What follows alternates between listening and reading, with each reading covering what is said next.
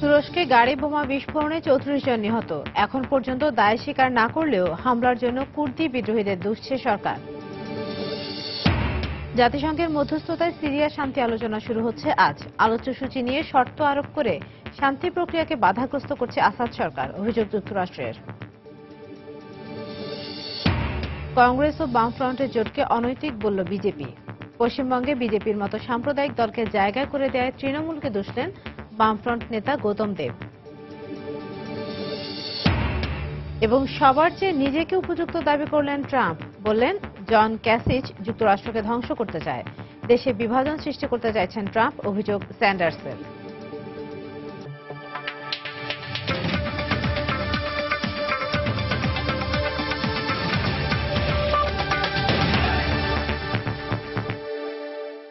আন্তর্জাতিক সময় সঙ্গে আছি আমি ইশরাত জাহান। শক্তিশালী গাড়ি বোমা বিস্ফোরণে তুরস্কে 34 জন নিহত হয়েছেন, আহত হয়েছেন অন্তত 125 জন। হামলার দায় এখনো পর্যন্ত কেউ স্বীকার না করলেও তুর্কি সরকারের সন্দেহের তীর সশস্ত্র কুর্দি বিদ্রোহী গোষ্ঠী কুর্দিস্তান ওয়ার্কার্স পার্টি পিকেকের দিকেই। এই ঘটনাকে দেশটির ঐক্য ও সংহতির উপর হামলা বলে মন্তব্য করেছেন প্রেসিডেন্ট রিসেপ তাইপ এরদোয়ান। নিরাপত্তার খাতিরে ফেসবুক, টুইটার সহ সব ধরনের সামাজিক যোগাযোগ মাধ্যম বন্ধ করে দিয়েছে তুর্কি সরকার। আবারও বিস্ফোরণে কেঁপে উঠল তুরস্কের রাজধানী আঙ্কারা। রোববার রাতে কিজিলের গুভেন পার্ক শিল্প এলাকায় শক্তিশালী আত্মঘাতী গাড়ি বোমা হামলার ঘটনা ঘটে। মুহূর্তেই বাস স্টপেজে যাত্রী ভর্তি কয়েকটি বাসেও আগুন ধরে যায়। তাৎক্ষণিকভাবে 21 জন নিহত হন। ছড়িয়ে পড়ে আতঙ্ক। আমাদের খুব কাছে ওই কালো গাড়িটি বিস্ফোরিত হয়, বলতে গেলে একদম সামনেই। দৃশ্যটা কিছুতেই ভুলতে পারছি না।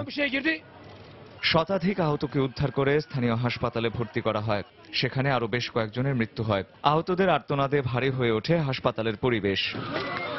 তাৎক্ষণিক প্রতিক্রিয়ায় তুর্কি প্রেসিডেন্ট ইস্তাম্বুল থেকে এক বিবৃতিতে জানিয়েছেন, দেশের ঐক্য ও সংহতিকে ধ্বংস করে তুরস্ককে অস্থিতিশীল করতে সন্ত্রাসীরা এ ধরনের হামলা চালাচ্ছে। জঙ্গিবাদ ও সন্ত্রাসের বিরুদ্ধে তার সরকারের লড়াই অব্যাহত থাকবে বলেও দৃঢ় প্রত্যয় ব্যক্ত করেন তিনি। হামলার পেছনে তুর্কি নিরাপত্তা বাহিনীর সন্দেহের তীর সশস্ত্র কুর্দি বিদ্রোহী গোষ্ঠী কুর্দিস্তান ওয়ার্কার্স পার্টি পিকেকের দিকে। স্বরাষ্ট্রমন্ত্রী এফকান আলা তদন্তে উল্লেখযোগ্য অগ্রগতি হয়েছে বলে দাবি করেন। আমরা প্রয়োজনীয় প্রমাণ সংগ্রহ করেছি। আশা করছি সেগুলো যাচাই বাছাই করে জানাতে পারবো কারা এই জঘন্য কর্মকাণ্ডের পেছনে দায়ী। আমরা আমাদের যথাসাধ্য নিরাপত্তা ব্যবস্থা নিয়েছিলাম, কিন্তু সন্ত্রাসী হামলার ব্যাপারে কখনোই শতভাগ নিরাপত্তা দেওয়া যায় না। গেল মাসে আঙ্কারায় সামরিক বাহিনীর গাড়ি বহরে বোমা হামলায় 29 জন নিহত হন। রোববারের হামলা নিয়ে 6 মাসেরও কম সময়ের মধ্যে আঙ্কারায় 3টি ভয়াবহ বোমা হামলার ঘটনা ঘটল। রঞ্জন শুভ্র, সময় সংবাদ। আজ জেনেভায় শুরু হচ্ছে বহুল প্রতীক্ষিত সিরিয়া শান্তি আলোচনা। জাতিসংঘের মধ্যস্থতায় এতে যোগ দিচ্ছে সিরিয়া সরকার এবং বিরোধী পক্ষের প্রতিনিধিরা। তবে বৈঠককে সামনে রেখে যুক্তরাষ্ট্র অভিযোগ করেছে, আলোচনার আলোচ্য সূচি নিয়ে শর্ত আরোপ করে শান্তি প্রক্রিয়াকে বাধাগ্রস্ত করেছে সিরিয়া সরকার। এদিকে সিরিয়ার কুর্দিদের শান্তি আলোচনায় আমন্ত্রণ জানানো না হলে দেশটির বিভক্তি ঠেকানো কঠিন হবে বলে মন্তব্য করেছেন রুশ পররাষ্ট্রমন্ত্রী সের্গেই ল্যাভরভ। আর প্রধান বিরোধী জোট এইচএনসি নিজেদের শান্তি আলোচনার জন্য পুরোপুরি প্রস্তুত উল্লেখ করে বলেছে, সংকট নিরসন করতে চাইলে প্রেসিডেন্ট আসাদকে অবশ্যই সরে যেতে হবে। সোমবার অনুষ্ঠেয় সিরিয়ার শান্তি আলোচনাকে কেন্দ্র করে এরই মধ্যে সুইজারল্যান্ডের জেনেভায় পৌঁছাতে শুরু করেছেন সিরিয়ার সরকার এবং বিরোধী পক্ষের প্রতিনিধিরা। রোববার জেনেভায় পৌঁছেই সিরিয়ার প্রধান বিরোধী জোট উচ্চ মধ্যস্থতাকারী কমিটি এইচএনসির এক মুখপাত্র জানান, গুরুত্বপূর্ণ এই আলোচনার জন্য তারা এই মুহূর্তে পুরোপুরি প্রস্তুত। চলমান সংকট দূর করে সিরিয়ায় শান্তি ফিরিয়ে আনতে হলে প্রেসিডেন্ট আসাদকে অবশ্যই ক্ষমতা থেকে সরে যেতে হবে বলে আবারও জানিয়ে দেন তিনি। আমরা এখানে এসেছি আলোচনার মাধ্যমে সিরিয়ার চলমান রাজনৈতিক সংকট সমাধানের একটি পথ খুঁজে বের করতে, লড়াইয়ের মাধ্যমে নয়। গত 5 বছর ধরে সিরিয়ার সাধারণ মানুষ যে দুর্ভোগ পোহাচ্ছেন, আমরা তার সমাপ্তি চাই। এদিকে জেনেভা বৈঠকে সিরিয়ার প্রেসিডেন্ট নির্বাচনের বিষয়ে কোনো ধরনের আলোচনার সম্ভাবনা নাকচ করে দিয়েছেন সরকারি প্রতিনিধি দলের সদস্যরা। আর শান্তি আলোচনা নিয়ে খুব বেশি তাড়াহুড়া করা ঠিক হবে না বলে মন্তব্য করেছেন জাতিসংঘে নিযুক্ত সিরীয় রাষ্ট্রদূত বাশার জাফারি। অন্তর্বর্তীকালীন বলতে আসলে কিছু নেই। আমাদেরকে এই শব্দটি ব্যবহারের ক্ষেত্রে সতর্ক থাকতে হবে। কোনো ধরনের শর্ত ছাড়াই যথাসময়ে এ নিয়ে আলোচনা করতে হবে। তবে এই মুহূর্তে সবার উচিত কোনো ধরনের শর্ত না দিয়ে আলোচনাকে সামনের দিকে এগিয়ে নিয়ে যাওয়া। তবে সিরীয় সরকারের পক্ষ থেকে শর্তহীন আলোচনার কথা বলা হলেও তাদের বিরুদ্ধেই নতুন নতুন শর্ত দিয়ে সিরিয়ার শান্তি প্রক্রিয়াকে বাধাগ্রস্ত করার অভিযোগ তুলেছে যুক্তরাষ্ট্র এবং ফ্রান্স। রোববার প্যারিসে এক সংবাদ সম্মেলনে মার্কিন পররাষ্ট্রমন্ত্রী জন কেরি এই অভিযোগ তুলে আরো বলেন, সিরীয় সরকার যে হারে যুদ্ধবিরতি লঙ্ঘন করছে তা নিয়ে তাদের প্রধান মিত্র রাশিয়া এবং ইরানেরও উদ্বেগ বোধ করা উচিত। জেনেভা আলোচনার বিষয়ে জাতিসংঘের উদ্যোগকে আমরা স্বাগত জানাই। তবে আলোচনার ঠিক আগ মুহূর্তে দেশটির সরকারি প্রতিনিধিদের কিছু কিছু বক্তব্য সত্যিই মেনে নেওয়া যায় না। আমি মনে করি এর আগের শান্তি আলোচনাগুলোতে তাদের সবচেয়ে বড় সমর্থক ও মিত্র রাষ্ট্র রাশিয়া এবং ইরান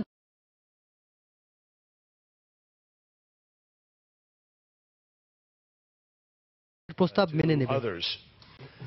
এদিকে সিরিয়াকে অখণ্ড রাখার স্বার্থে শান্তি আলোচনায় অবশ্যই সিরীয় কুর্দিদেরকে আমন্ত্রণ জানানো উচিত বলে মন্তব্য করেছেন রুশ পররাষ্ট্রমন্ত্রী সের্গেই ল্যাভরভ। তা না হলে এই অঞ্চলের অন্যান্য কুর্দি সংগঠনগুলো এক হয়ে স্বাধীন কুর্দিস্তান গঠনের দিকে এগোতে পারে বলে আশঙ্কা প্রকাশ করেন তিনি। অন্য কর্মকার, সময় সংবাদ। কলকাতার আসন্ন নির্বাচনকে ঘিরে তৃণমূলের পর এবার বিজেপিও কংগ্রেস ও বামফ্রন্টের জোটকে অনৈতিক জোট বলে আখ্যা দিয়েছে। রোববার রাতে কলকাতায় দলটির সদর দপ্তরে বিজেপির প্রাক্তন রাজ্য সভাপতি ও কেন্দ্রীয় সম্পাদক রাহুল সিনহা জোটের কড়া সমালোচনা করেন।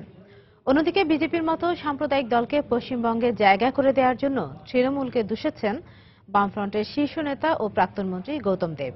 তার দল এবার বিজেপিকে ঠেকাতেই কংগ্রেসের মতো ধর্মনিরপেক্ষ রাজনৈতিক দলের সঙ্গে জোট করেছে বলে দাবি করেন এই বাম নেতা। পশ্চিমবঙ্গে জোরে সোরেই বইছে নির্বাচনী হাওয়া। রোববার এই হাওয়াকে আরো উত্তপ্ত করার মতো মন্তব্য করেন রাজ্য বিজেপির প্রাক্তন সভাপতি রাহুল সিনহা। নির্বাচনকে ঘিরে রাজ্যের অন্তত 20 জন শীর্ষ সরকারি কর্মকর্তা শাসক দলের হয়ে কাজ করছেন বলে অভিযোগ করেন তিনি। বামপন্থী সন্ত্রাসের কাছে কংগ্রেসের বহু নেতাকর্মী খুন হয়েছে উল্লেখ করে কংগ্রেস বামফ্রন্ট জোটের সমালোচনাও করেন এই বিজেপি নেতা। ইলেকশন কমিশনের কাছে আমাদের আর্জি যে এখনো পর্যন্ত এই রাজ্যে 46,000 নন বেলেবল সেকশনে ওয়ারেন্ট রয়েছে, অথচ সেই ওয়ারেন্ট অনুযায়ী কাজ রাজ্য সরকার করছে না। কলকাতার অদূরে কংগ্রেস ও বামফ্রন্টের যৌথ সভায় বক্তব্য দিতে গিয়ে বামফ্রন্টের শীর্ষ নেতা ও প্রাক্তন আবাসন মন্ত্রী গৌতম দেব কংগ্রেসের সঙ্গে জোটের যৌক্তিকতা তুলে ধরেন। বিজেপির মতো সাম্প্রদায়িক শক্তিকে তৃণমূল হাত ধরে এই রাজ্যে নিয়ে এসেছে বলেও মন্তব্য করেন তিনি।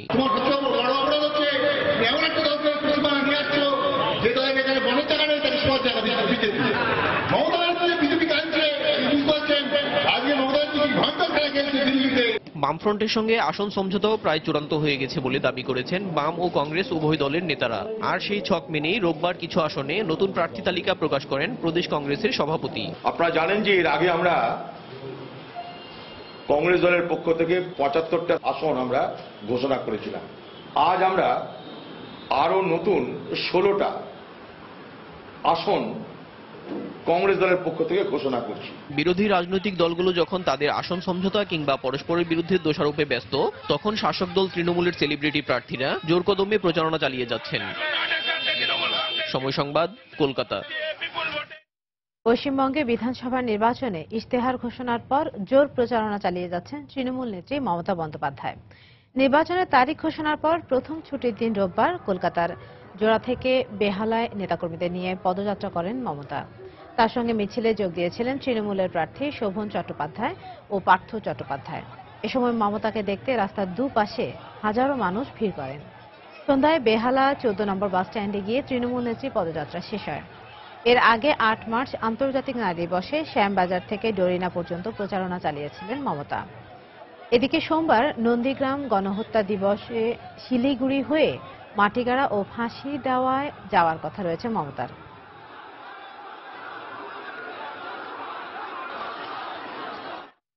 আন্তর্জাতিক সময় আরো দেখবেন। জার্মানির আঞ্চলিক নির্বাচনে চ্যান্সেলর অ্যাঙ্গেলা মার্কেলের দল সিডিইউর ভরাডুবি, উদার সীমান্ত নীতিকে দায়ী করলেন বিরোধী দলের নেতারা।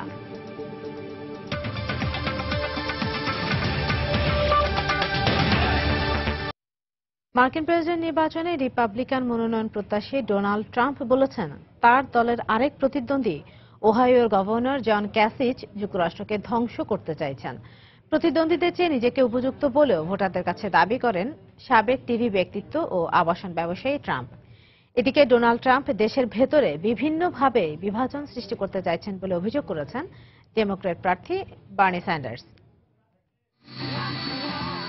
মার্কিন প্রেসিডেন্ট নির্বাচনের আলোচিত প্রার্থী ডোনাল্ড ট্রাম্প তার প্রার্থিতা ঘোষণার পর থেকেই নিজ দলের ভেতরে ও বাইরে প্রতিদ্বন্দ্বীদের তোপের মুখে পড়ছেন। এবার মঙ্গলবারের প্রাইমারির আগে নিজ দলের নেতাদের এক হাত নিলেন তিনি। ব্লুমিংটনে এক নির্বাচনী প্রচারণায় ট্রাম্প বলেন, জন ক্যাসিকের অর্থনৈতিক নীতি দেশের সর্বনাশ ডেকে আনবে। কিছু কথিত রিপাবলিকান নিজেদের অভিজাত বলে দাবি করেন, অথচ তাদের আমার মতো একটি ব্যক্তিগত বিমানও নেই। আমি জানি না কিভাবে তারা নিজেদের অভিজাত বলেন। একটা ফুটো পয়সাও নেই তাদের। বিশ্বাস করুন, আমার 3 প্রতিদ্বন্দ্বীর চেয়ে আমি সব দিক দিয়েই ভালো। বিশেষ করে ক্যাসিকের কথা যদি বলেন, তার অতীত কর্মকাণ্ড আমাদের ভারী শিল্পকে ধ্বংস করে দিচ্ছে। থেমে নেই ডেমোক্র্যাট প্রার্থীদেরও প্রচারণা।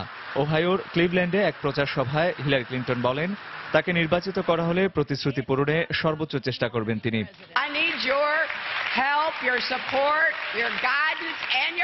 মঙ্গলবার আমাকে ভোট দিন। কথা দিচ্ছি, পরিবর্তনের জন্য যা যা করা দরকার সবই করব। আর উল্লসিত সমর্থকদের সামনে বার্নি স্যান্ডার্স মন্তব্য করেন, ডোনাল্ড ট্রাম্প সুস্পষ্টভাবে দেশে বিভাজন তৈরি করছেন। এই লোকটা বিভিন্ন ধর্মের মানুষের মধ্যে শত্রুতা তৈরি করছেন, মানুষের মধ্যে ঘৃণা ছড়াচ্ছেন। এটা কোনো মতেই মেনে নেওয়া যায় না। মঙ্গলবার মার্কিন প্রেসিডেন্ট নির্বাচনের প্রার্থী বাছাইয়ে Florida, Illinois, Ohio, North Carolina ও মিজৌরি অঙ্গরাজ্য সহ নর্দার্ন মেরিয়ান আইল্যান্ডে প্রাইমারি অনুষ্ঠিত হতে যাচ্ছে।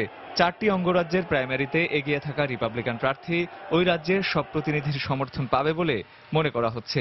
দেশটির গণমাধ্যমের ধারণা, গুরুত্বপূর্ণ এই প্রাইমারির ফলাফলই বোঝা যাবে প্রার্থী মনোনয়নের দৌড়ে আসলে কে কতটা এগিয়ে আছেন। রঞ্জন শুভ্র, সময় সংবাদ। গ্রিসের কোস দ্বীপের উপকূলের কাছাকাছি একটি নৌকা থেকে 19 অভিবাসীকে উদ্ধার করেছে ইতালীয় কোস্টগার্ড। এজিয়ান সাগরে ভাসমান ছোট একটি নৌকা এদের ঠাসাঠাসি অবস্থায় দেখতে পেয়ে সাহায্যে এগিয়ে যায় কোস্টগার্ডের সদস্যরা। উদ্ধারের পর কোস দ্বীপের বন্দরে নিয়ে যাওয়া হয় তাদের। তবে তারা কোন দেশ থেকে এসেছেন তা তাৎক্ষণিকভাবে জানা যায়নি। এদিকে গ্রিস মেসিডোনিয়া সীমান্তে সপ্তাহ ধরে আটকে থাকা শরণার্থীরা সীমান্ত খুলে দেওয়ার দাবিতে বিক্ষোভ করেছে। বিক্ষোভের সময় তাদের চিৎকার করে জার্মান চ্যান্সেলর অ্যাঙ্গেলা মার্কেলের নাম উচ্চারণ করতে শোনা যায়। তারা মনে করেন তাদের শেষ আসার জায়গা জার্মানি এবং অ্যাঙ্গেলা মার্কেলই তাদের সাহায্য করতে পারবেন। তারা সীমান্ত পার হয়ে জার্মানি যেতে চান। গ্রিস মেসিডোনিয়া সীমান্ত বন্ধ হয়ে যাওয়ায় ইদোমেনি সীমান্তে আটকে আছে অন্তত 13,000 শরণার্থী। সপ্তাহ ধরে টানা বৃষ্টিতে তাদের দুর্ভোগ চরমে। জলাবদ্ধতা আর পয় নিষ্কাশনের ব্যবস্থা না থাকায় অস্বাস্থ্যকর পরিবেশে দিন পার করতে হচ্ছে তাদের।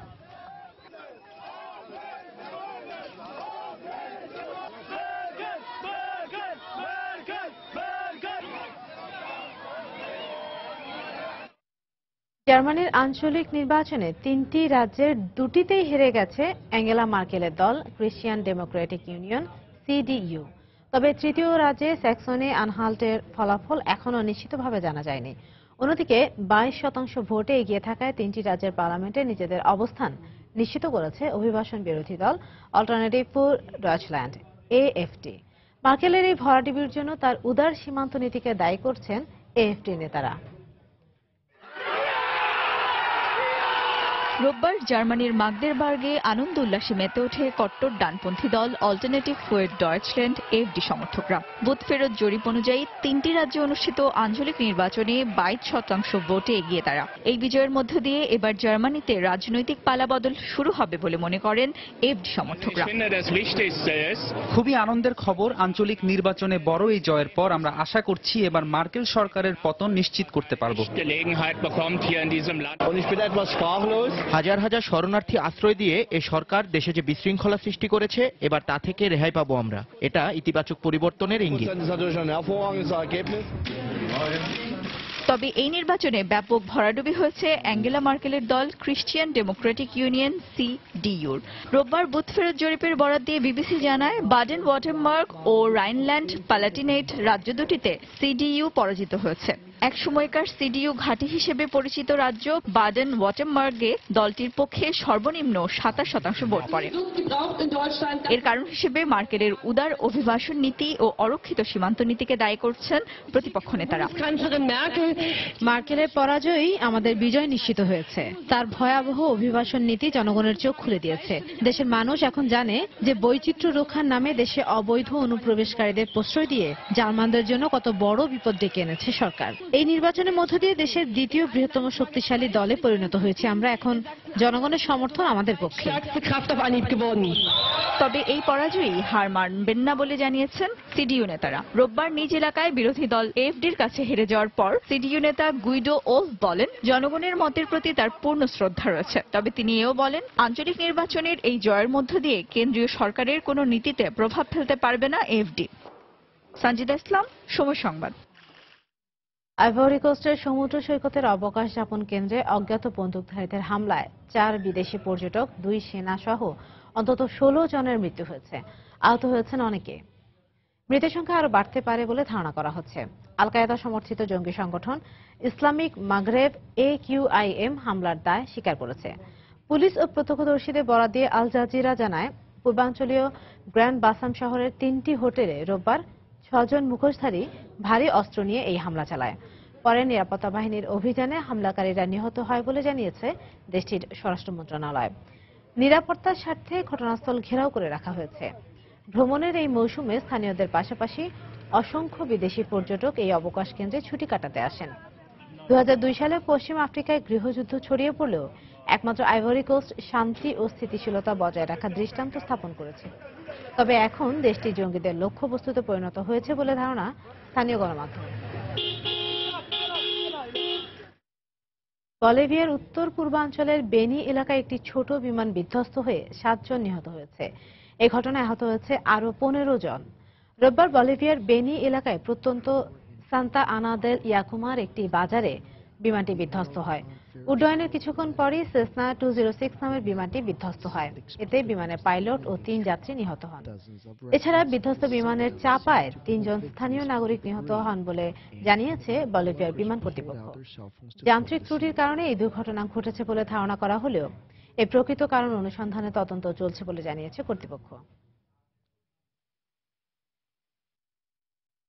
মানবাধিকার লঙ্ঘনের অভিযোগে আর্জেন্টিনার এক নাগরিককে আটক করেছে পুলিশের আন্তর্জাতিক সংস্থা ইন্টারপোল। রোববার কলম্বিয়ার উত্তর পশ্চিমাঞ্চলের মেদেলিন শহরের একটি বাড়ি থেকে তাকে আটক করা হয়। জুয়ান কার্লোস নামের আর্জেন্টিনার ওই নাগরিকের বিরুদ্ধে 2011 সালে রেড নোটিশ জারি করে ইন্টারপোল। স্থানীয় গণমাধ্যম জানায়, 1983 সালে আর্জেন্টিনা থেকে স্পেনে পালিয়ে যায় কার্লোস। পরবর্তীতে 2010 সালে কলম্বিয়ায় গিয়ে ভুয়া পরিচয়ে বাস করতে থাকে।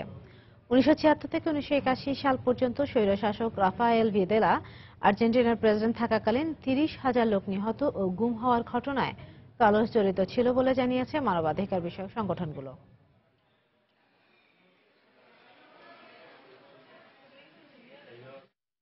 মালয়েশিয়ার প্রধানমন্ত্রী নাজিব রাজাককে দুর্নীতির অভিযোগ নিয়ে প্রশ্ন করায় 2 অস্ট্রেলীয় সাংবাদিককে আটক করে দেশটির পুলিশ। অস্ট্রেলিয়ার এবিসি নিউজের রিপোর্টার ও ক্যামেরা পার্সনকে আটকের পর তাদের বিরুদ্ধে চার্জ গঠন না করে ছেড়ে দেওয়া হয়। তবে তাদের দেশ ত্যাগের অনুমতি দেওয়া হয়নি। এই ঘটনার নিন্দা জানান অস্ট্রেলিয়ার পররাষ্ট্রমন্ত্রী জুলি বিশপ। তিনি বলেন, এমন ঘটনা চিন্তার বিষয়, কেননা এই ঘটনা দেশটিতে যে গণমাধ্যমের স্বাধীনতা নেই তা প্রমাণ করে। তবে মালয়েশিয়ার উপপ্রধানমন্ত্রী আহমেদ জাহিদ হামিদি বলেন, দেশে গণমাধ্যমের স্বাধীনতা আছে, তবে বিদেশি সাংবাদিকদের সাংবাদিকতার নীতি অনুযায়ী কাজ করতে হবে।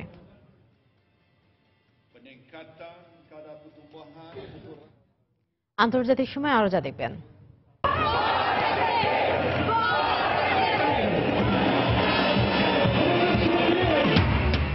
ব্রাজিলের 20টিরও বেশি রাজ্যে একযোগে সরকার বিরোধী বিক্ষোভ। প্রেসিডেন্ট দিলমা রোসেফ সহ দুর্নীতির সঙ্গে জড়িত সরকারি কর্মকর্তাদের গ্রেপ্তার দাবি।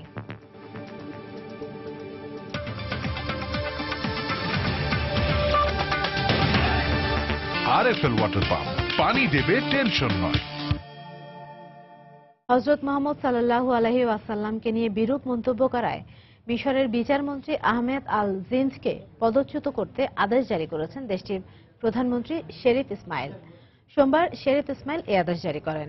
শুক্রবার টেলিভিশনে দেয়া এক সাক্ষাৎকারে জিনজ বলেন, হযরত মুহাম্মদ সাল্লাল্লাহু আলাইহি ওয়াসাল্লাম যদি আইন অমান্য করতেন তবে তিনি তাকেও কারাগারে পাঠাতেন। যদিও এর পরদিনই তিনি তার বক্তব্যের জন্য ক্ষমা চান। আল জিন্দের পরিবর্তে কে মিশরের বিচারমন্ত্রীর দায়িত্ব নেবেন এ ব্যাপারে এখনো কিছু জানা যায়নি। এদিকে জিন্দকে পদচ্যুত করার বিরোধিতা করে বিবৃতি দিয়েছেন মিশরের বিচারকরা। এতে তারা বলেন, জিন্দের এই ভুল অসতর্কতার ফলেই হয়েছে, যা যে কারো হতে পারে।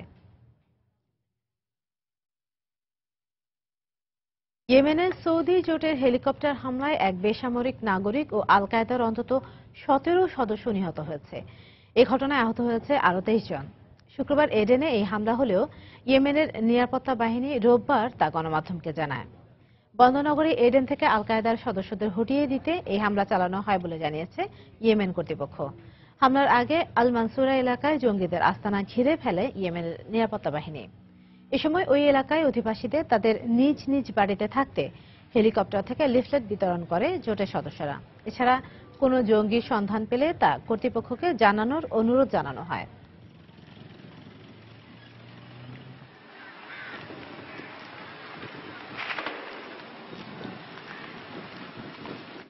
দেখছেন আন্তর্জাতিক সময়, সঙ্গেই থাকুন।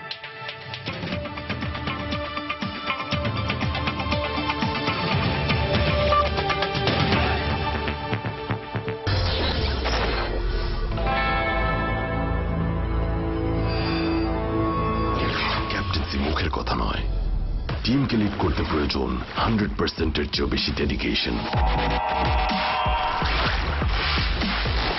বের করে নিয়ে আসতে হয় সেরা পারফরমেন্সটা। কখনো নিজেকে পুশ করতে হয় শেষ সীমানা পর্যন্ত। তাই নিরাপদ খাবার পানির ব্যাপারে কোনো কম্প্রোমাইজ চলে না। রিভার্স অসমোসিস প্রক্রিয়ায় 13টি স্তরে বিশুদ্ধ করা প্রাণ ড্রিঙ্কিং ওয়াটার সম্পূর্ণ নিরাপদ, যা শরীরের পানির ঘাটতি পূরণ করে। প্রাণ ড্রিঙ্কিং ওয়াটার চালু করলেই 9 টাকায় 1 জিবি ইন্টারনেট আর 9 টাকা রিচার্জে সেরা কল রেট এবং ভেরিফাইড সিমে 3 জিবি ইন্টারনেট ফ্রি। রবি। কি হয়েছে সোনা? এই তো লক্ষ্মী ছেলে, আমার রাজপুত্র। খিদা লাগছে? কি ছেলেরে পেয়ে ছেলের বাপরে ভুলে গেলা? ছেলের ব্যাপারে মনেই আছে, কিন্তু ডাক্তার আপার সাথে একবার কথা বললে নেই? প্রসবের 42 দিনের মধ্যে আবার গর্ভধারণের ঝুঁকি থাকে। তাহলে খুব সহজ, কোনো একটা পরিবার পরিকল্পনা পদ্ধতির আওতার মধ্যে থাকলে আর কোনো ঝুঁকি থাকে না। এই সময় কোন পদ্ধতি আমাদের জন্য ভালো হবে? মহিলাদের জন্য দীর্ঘমেয়াদী দুটি পদ্ধতি আছে। একটি হলো আইইউডি, দ্বিতীয়টি হলো ইমপ্ল্যান্ট।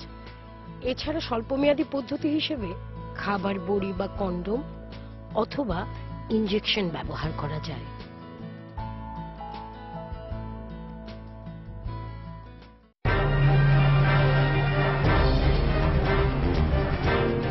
কোটি মানুষের চাহিদা স্বাস্থ্যসম্মত স্টোরেজের সমাধান দিতে আরএফএল পরিবারে যুক্ত হলো বাংলাদেশের সবচেয়ে বড় বালতি, 30 থেকে 100 লিটার পর্যন্ত আরএফএল ড্রাম বাকেট, শতভাগ নিরাপদ, সবচেয়ে বড়। বন্ধ সংযোগ চালু করলেই 9 টাকায় 1 জিবি ইন্টারনেট আর 9 টাকা রিচার্জে সেরা কল রেট এবং ভেরিফাইড সিমে 3 জিবি ইন্টারনেট ফ্রি। রবি।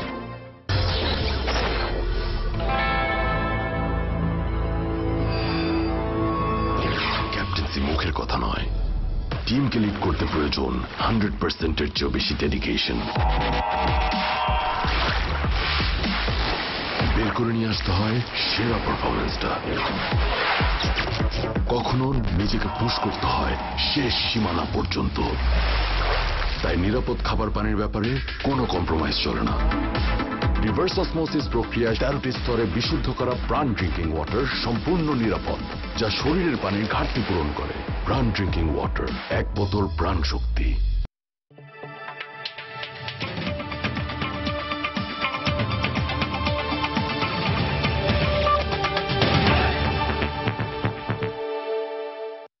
দেখছেন আন্তর্জাতিক সময়।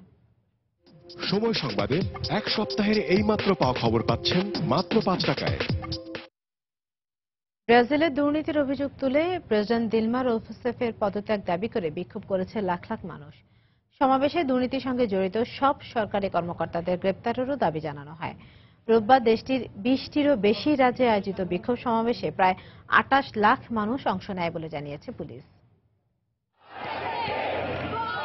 ব্রাজিলের সাও পাওলোর রাস্তা যেন পরিণত হয় জনসমুদ্রে।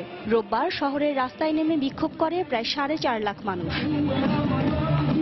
প্রেসিডেন্ট দিলমা রোসেফের বিরুদ্ধে দুর্নীতির অভিযোগ তুলে তার পদত্যাগ সহ দুর্নীতি বন্ধ ও এর সঙ্গে জড়িত সরকারি কর্মকর্তাদের গ্রেফতারের দাবি জানায় বিক্ষোভকারীরা। এখন আমাদের দেশের সবচেয়ে বড় সমস্যা দুর্নীতি। আমরা আর এই দুর্নীতির বোঝা বহন করতে পারছি না, এজন্যই আমাদের আজকের এই বিক্ষোভ। আমরা চাই এর সঙ্গে জড়িতদের বিরুদ্ধে তদন্ত হোক এবং তাদের বিচার করা হোক। আমরা বিশ্বাস করি কেউই আইনের ঊর্ধ্বে নয়। দুর্নীতির সঙ্গে যে কোনো রাজনৈতিক দলের যে কেউ জড়িত থাকুক না কেন সবার বিরুদ্ধেই তদন্ত করতে হবে। সে হতে পারে ক্ষমতাসীন দলের অথবা বিরোধী দলের, সবাইকেই আইনের আওতায় আনতে হবে। একই সুর ছিল ব্রাজিলের অন্যান্য এলাকার বিক্ষোভকারীদের কণ্ঠেও। রোববার ব্রাজিলের সালভাদর দে বাহিয়া, বেলেম ও রিও ডি জেনিরো সহ 20টিরও বেশি রাজ্যে আয়োজিত বিক্ষোভ সমাবেশে অংশ নেয় প্রায় 28 লাখ মানুষ। একই দিন সরকারপন্থীদের এক র্যালি করার কথা থাকলেও অপ্রীতিকর ঘটনা এড়াতে পরে সেই র্যালি বাতিল করা হয়। তবে প্রতিরক্ষা মন্ত্রী, প্রেসিডেন্ট কার্যালয়ের প্রেস সচিব ও সংশ্লিষ্ট সরকারি কর্মকর্তাদের সঙ্গে জরুরি বৈঠক করেন প্রেসিডেন্ট রোসেফ। বৈঠকের কারণ ও ফলাফল সম্পর্কে বিস্তারিত কিছু জানানো না হলেও ধারণা করা হয় প্রেসিডেন্টের পদত্যাগ দাবিতে দেশব্যাপী বিক্ষোভের প্রেক্ষাপটে করণীয় নির্ধারণেই বৈঠকটি ডাকা হয়। প্রেসিডেন্ট রোসেফের বিরুদ্ধে বিপুল পরিমাণ অর্থ আত্মসাতের অভিযোগ তুলে গত বছর থেকে তার পদত্যাগ দাবিতে বিক্ষোভ করে আসছে দেশটির জনগণ। তবে সব অভিযোগ অস্বীকার করে পদত্যাগে অস্বীকৃতি জানিয়ে প্রতিপক্ষ দল দেশে অর্থনৈতিক সংকট সৃষ্টির চেষ্টা করছে বলে অভিযোগ করেন রোসেফ। সম্প্রতি ঘুষ নেয়া ও রাষ্ট্রীয় তেল কোম্পানি পেট্রোবাসে দুর্নীতির সঙ্গে জড়িত থাকার অভিযোগ তদন্তের স্বার্থে ব্রাজিলের সাবেক president Luiz Inacio Lula de Silva সহ বেশ কয়েকজন সরকারি কর্মকর্তাকে আটক করা হয়। শিরিন আক্তার, সময় সংবাদ। সাহারা মরুভূমির পশ্চিমাঞ্চলের মালিকানা নিয়ে পলিসারিও ফ্রন্ট ও মরক্কোর বিরোধের বিষয়ে জাতিসংঘের মহাসচিব বান কি মুনের অবস্থানের প্রতিবাদ জানিয়ে মরক্কোতে বিক্ষোভ করেছে দেশটির প্রায় 10,000 আন্দোলনকারী। রোববার রাজধানীর রাবাতে পার্লামেন্ট ভবনের পাশে তারা এই বিক্ষোভ করে। এ সময় মরক্কোর রাজা মোহাম্মেদের প্রতিকৃতি ও দেশটির পতাকা হাতে সাহারা আমাদের বলে চিৎকার করতে থাকে আন্দোলনকারীরা। পশ্চিম সাহারা নিয়ে দ্বন্দ্ব নিরসনে বান কি মুন নিরপেক্ষ নয় বলে গেল সপ্তাহে অভিযোগ করে মরক্কো সরকার। গেল 3 মার্চ বান কি মুন ওই অঞ্চল পরিদর্শনের পর তা মরক্কোর পেশার উৎস বলে মন্তব্য করায় এর বিরোধিতা করে মরক্কোর নাগরিকরা। 1975 সাল থেকে সাহারা মরুভূমির পশ্চিমাঞ্চল নিয়ে আফ্রিকান দেশগুলোর সমর্থিত সংগঠন পলিসারিও ফ্রন্ট ও মরক্কোর মাঝে বিরোধ চলে আসছে।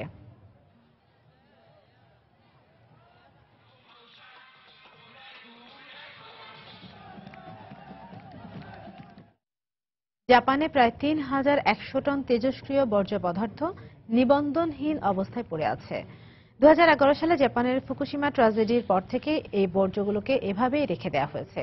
জাপানি গণমাধ্যম জানায় তেজস্ক্রিয়তার সহনীয় মাত্রার চেয়ে প্রায় 800 গুণ বেশি বিষাক্ত এই বর্জ্যগুলোকে সঠিকভাবে সংরক্ষণ করা না গেলে তা পরিবেশের জন্য মারাত্মক ঝুঁকির কারণ হয়ে দাঁড়াবে। সুনামির ফলে সৃষ্ট শক্তিশালী ভূমিকম্পে ফুকুশিমা পারমাণবিক প্লান্ট বিস্ফোরিত হয়ে এই তেজস্ক্রিয় পদার্থ ছড়িয়ে পড়ে। 5 বছরেও এই তেজস্ক্রিয় বর্জ্যগুলোর সংরক্ষণে পর্যাপ্ত ব্যবস্থা নেয়নি দেশটির সরকার। এতে করে ওই অঞ্চলের প্রায় 4 লাখ লোক স্বাস্থ্য ঝুঁকির মধ্যে রয়েছে বলে জানিয়েছে ইউরোপীয় কমিটি অন রেডিয়েশন রিস্ক এর চেয়ারম্যান ক্রিস্টোফার ব্রাসবি।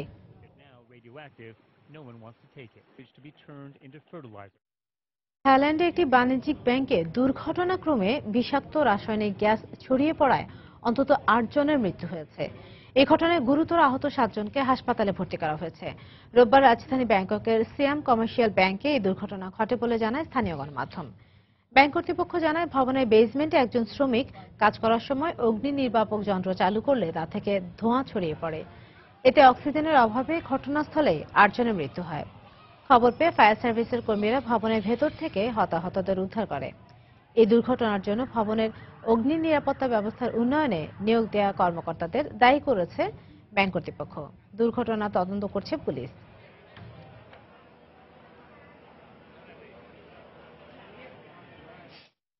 সিরিয়ার সীমান্তে তুরস্কের সেনাদের উপস্থিতির বিষয়ে রাশিয়ার কাছে তথ্য আছে বলে জানিয়েছেন রুশ পররাষ্ট্রমন্ত্রী সের্গেই ল্যাভরভ। সিরিয়া সংকটের 5 বছর পূর্তিতে রোববার রুশ গণমাধ্যমে দেয়া এক সাক্ষাৎকারে তিনি একথা বলেন। সাক্ষাৎকারে ল্যাভরভ বলেন, সিরিয়া তুরস্ক সীমান্তে দুদেশের সার্বভৌমত্বের কারণ দেখিয়ে নিরাপত্তা বেষ্টনী গড়ে তুলেছে তুরস্ক। ইতিমধ্যে তারা সিরিয়ার অভ্যন্তরে এর কাজ শুরু করে দিয়েছে বলে প্রমাণ আছে রাশিয়ার কাছে। সিরিয়া তুরস্ক সীমান্তে তুর্কি সেনাদের এই কার্যক্রমকে ধীরগতির সম্প্রসারণ হিসেবে আখ্যা দিয়ে জেনেভায় শান্তি আলোচনায় অংশ নেওয়া কুর্দি নেতাদের এই ব্যাপারটিকে গুরুত্ব সহকারে বিবেচনা করার পরামর্শ দেন ল্যাভরভ। সিরিয়া চলমান সংকট নিরসনে শুরু থেকেই বিপরীতমুখী অবস্থানে রয়েছে রাশিয়া ও তুরস্ক।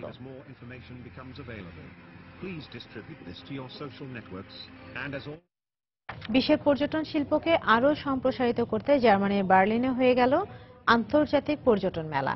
বিভিন্ন দেশের পর্যটন স্পট এবং ভ্রমণের সুযোগ সুবিধা সম্পর্কে জানতে মেলায় আসছেন ভ্রমণ পিয়াসীরা। শুধু তাই নয়, মেলার অন্যতম আকর্ষণ, সেখানে পর্যটন শিল্প বিষয়ে নানা খবরাখবর জানাতে রয়েছে রোবট। পর্যটন খাতকে আরও আকর্ষণীয় করতে মানুষের পরিবর্তে উন্নত প্রযুক্তির রোবট ব্যবহার করে প্রচারণা চালাচ্ছে ট্রাভেল এজেন্সিগুলো। বার্লিনে শুরু হওয়া আন্তর্জাতিক পর্যটন মেলার অন্যতম আকর্ষণ চিহিরা কানায় ও মারিও নামের অত্যাধুনিক প্রযুক্তিতে তৈরি এই দুই রোবট। মেলায় ঢুকেই হোটেল, রেস্টুরেন্ট, দর্শনীয় স্থান, এয়ারলাইন্স কিংবা যে কোনো দেশের পুরো পর্যটন শিল্প নিয়ে আপনি পেয়ে যাবেন যাবতীয় সব তথ্য। কারণ দর্শনার্থীদের জন্য এই তথ্য সম্ভার নিয়ে মেলায় প্রস্তুত রয়েছেন মানুষরূপী রোবটগুলো। নিজ নিজ দেশের পর্যটন শিল্পকে সমৃদ্ধ করতে মেলায় অংশ নেওয়া বিভিন্ন দেশের পর্যটন শিল্প সংশ্লিষ্টদেরই ভিন্নধর্মী এ উদ্যোগ। পর্যটন সংশ্লিষ্ট বিভিন্ন প্রতিষ্ঠানে রোবটের অংশগ্রহণ বেশ ইতিবাচক ভূমিকা রাখছে। অনেক ক্ষেত্রেই আমরা দেখছি রোবটের অংশগ্রহণ বাড়ছে। আর কিছুদিন পর হোটেলগুলোতে সেবা দেওয়ার জন্য মানুষ নয়, রোবট থাকবে। এটা ট্রাভেল ইন্ডাস্ট্রির জন্য বৈপ্লবিক পরিবর্তন। অনলাইন ভিত্তিক এক গবেষণায় দেখা গেছে, Britain, Germany, France, Spain, Canada, Brazil, Japan, যুক্তরাষ্ট্র এবং চীনের 80% মানুষই মনে করেন দৈনন্দিন জীবনে রোবটের প্রয়োজনীয়তা রয়েছে। পর্যটক আকর্ষণেও রোবটের ব্যবহার ফলপ্রসূ হওয়ার প্রত্যাশা মেলার আয়োজকদের। আমরা মারিওকে অনেকভাবে কাজে লাগাতে পারবো। ও ফ্রন্ট ডেস্ক থেকে 19টি ভাষায় পর্যটকদের স্বাগত জানাবে, হাসি মুখে তাদের হাতে রুমের চাবি তুলে দিবে। সম্মেলনের সব ব্যবস্থা করে পাওয়ার পয়েন্টে প্রেজেন্টেশনও করতে পারবে আমাদের রোবট। গান গাওয়া, নাচা আর খেলার গুণ তো ওদের রয়েছে। প্রচারণা বাড়াতে রোবট ব্যবহারের পরীক্ষা চালানো হচ্ছে এয়ারপোর্টগুলোতে। তবে উন্নত প্রযুক্তির এসব রোবট ব্যবহারে গ্রাহকদের কিছুটা বেগ পেতে হবে বলে মনে করছে রোবট নির্মাতা প্রতিষ্ঠানগুলো। ঈশিতা ব্রহ্ম, সময় সংবাদ। ভারতের আধ্যাত্মিক গুরু রবিশঙ্কর বলেছেন, অস্ট্রেলিয়া ও মেক্সিকোতে পরবর্তী ওয়ার্ল্ড কালচারাল ফেস্টিভ্যাল আয়োজনের জন্য আর্ট অব লিভিং ফাউন্ডেশনকে আমন্ত্রণ জানিয়েছে দেশ দুটির সরকার। রোববার নয়াদিল্লিতে অনুষ্ঠিত ওয়ার্ল্ড কালচারাল ফেস্টিভ্যালের শেষ দিন তিনি একথা জানান। এ সময় এ ধরনের বিশ্বমানের উৎসব নিয়ে রাজনীতি না করতেও ভারতের রাজনৈতিক দলগুলোর প্রতি আহ্বান জানান রবিশঙ্কর। যদিও এবছর যমুনার তীরে এই উৎসবের আয়োজন করায় পরিবেশবাদীদের সমালোচনার মুখে পড়েন তিনি। একই কারণে রবিশঙ্করের প্রতিষ্ঠান আর্ট অব লিভিং ফাউন্ডেশনকে $7.5 লাখ জরিমানা করে ভারতের পরিবেশ বিষয়ক সর্বোচ্চ আদালত।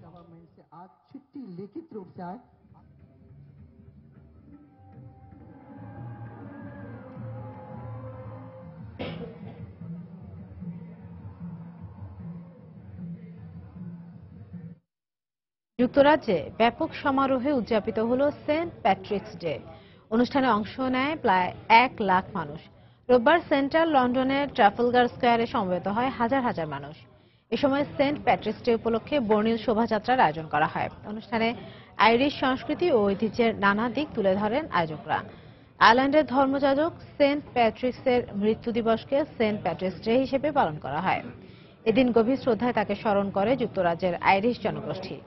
যদিও এই হিসেবে এই দিনটি হয় 17 মার্চ, তবে সাধারণ সাপ্তাহিক ছুটির দিনেই এই দিবসটি উদযাপন করে থাকেন লন্ডনবাসীরা।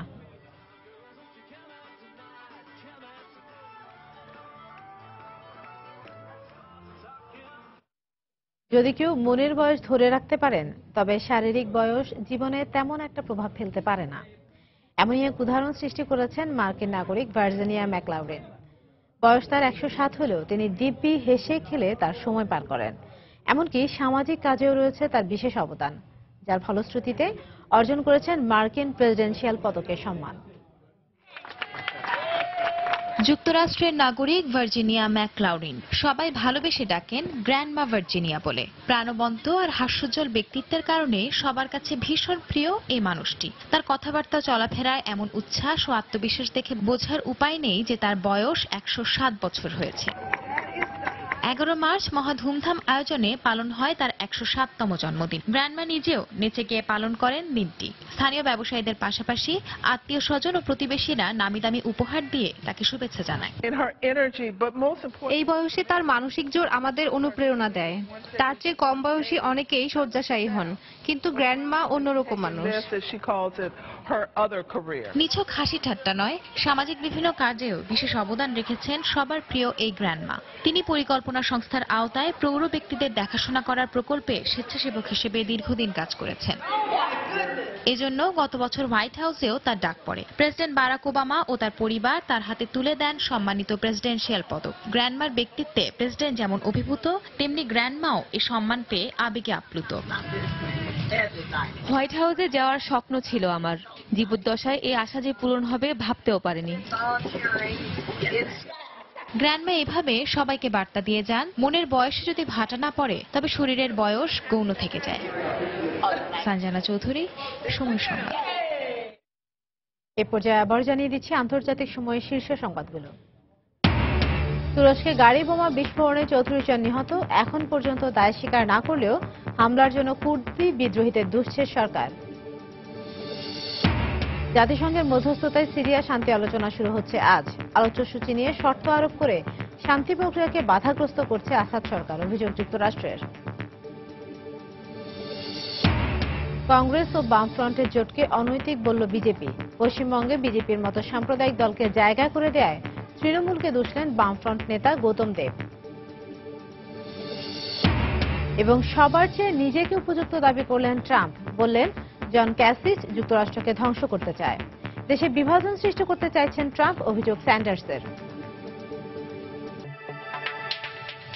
এই ছিল আন্তর্জাতিক সময়। যে কোনো খবর পেতে ভিজিট করুন সময়নিউজ.tv। সঙ্গে থাকুন সময়।